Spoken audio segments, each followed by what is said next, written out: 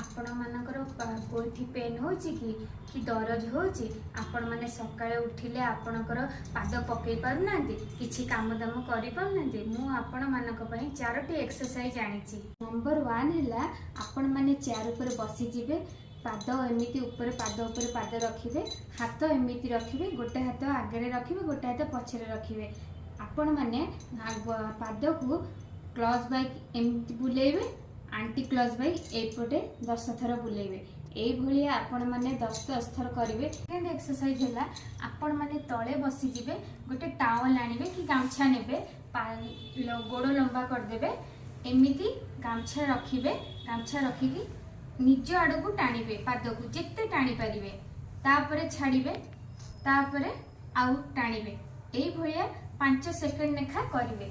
Third exercise हैला आपण माने कांथ को डेरी हे जिवे तापरे पाद को एमिति टेकिबे तापरे एमिति ऊपर को करिवे तापरे टेकिबे तापरे एमिति करिवे देखिबे ए भलिया आपण माने 5 सेकंड करिवे।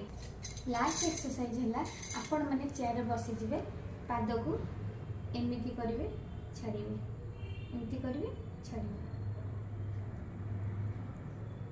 माने पादर एई भलिया एक्सरसाइज करिवे आपण को पादर ब्लड सर्कुलेशन हबो आउ आपण को पेन रिलीज हबो। भलो लागिथिले एई भलिया टिप्स पई मते फॉलो करिवे।